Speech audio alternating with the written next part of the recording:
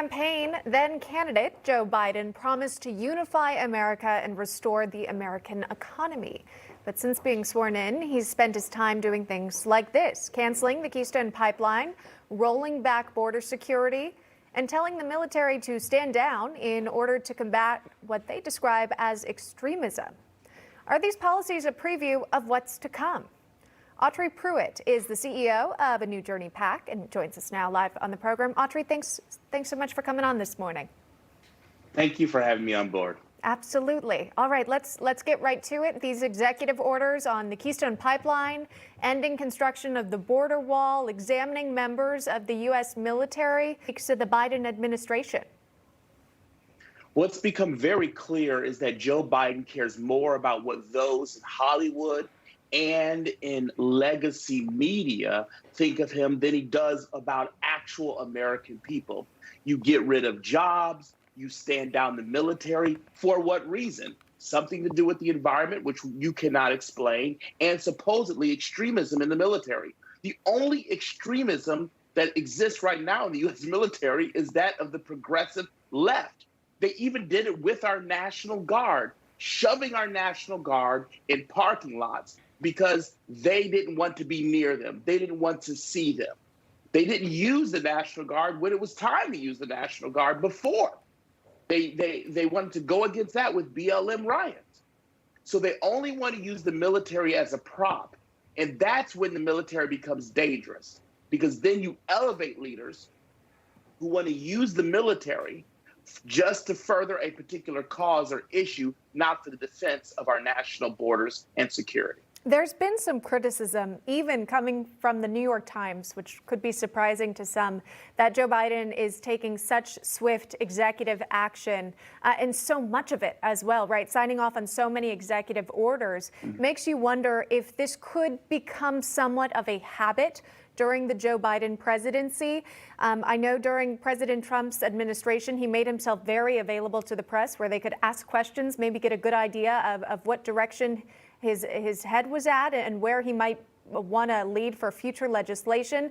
Would you see something similar throughout the next 4 years? What's dangerous, the answer to your question is yes. But what's dangerous is that this is a precedent for future liberal progressive administrations. And for that matter, even Republican administrations. If you just go down a path by which you avoid legislation, you avoid debate, and you want to sign in laws as some kind of dictator, every president from Joe Biden forward will take that path. He simply is doing a continuation of what Obama started to do. Remember, Obama said, if you don't want to meet as a legislature, if you don't want to do what I think you should do, I've got a pen and I've got a phone. So the scary part for me is not only is Biden doing it now, but he's setting a precedent for when Kamala Harris becomes president. Well, obviously, right now she's serving as vice president. We don't want to get ahead of ourselves. The White House, meantime, is pushing equity as opposed to equality. That's kind of a big theme going on. Here's what Susan Rice had to say. Evidence is clear. Investing in equity is good for economic growth, and it creates jobs for all Americans. Do you believe that that's the right approach? No, it's not the right. It's not. The outcome is not the right approach. Okay. Let me give you a great reason why. At the end of the day, if you work with someone, you know if they're a joke or if they can really achieve and get the job description done. You know that. And if you hire anybody, whether it's a man, a woman, someone who's gay or straight, or someone who's African American or Jew or Asian, just because they check off a box, they will not be able to perform when the rubber meets the road.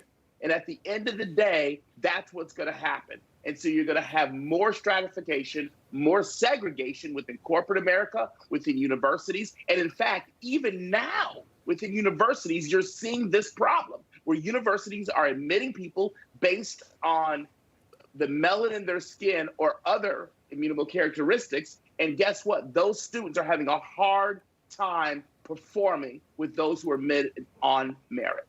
Well, I want to talk to you about students, and this is a slightly different topic, but there are some students who are really struggling in the city of New York, where schools have been remote this past year and since March of last year as well. Here's what at least one is saying.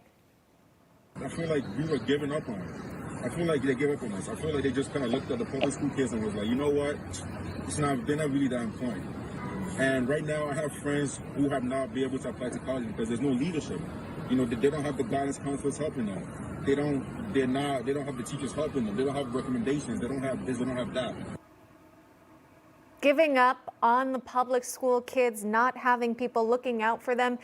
This student here talking about how that could impact your next level of education, applying for colleges. You know, who's really suffering during these lockdowns and these school closings?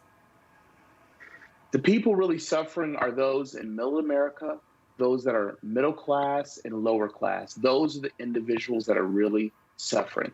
People like my children, etc. We can afford to send our kids to private schools. The real solution for this, and I know people don't like it, but the real solution is for the federal government to let the dollars follow the student. No matter where you want to go to school, school choice, no matter where you want to go to school, right? Your parents have the option to move you and take that federal voucher with them and go to a different school. This is a travesty. We are permanently injuring our kids. We are causing them harm that we will not know what it does to them for 5 or 10 years. Right.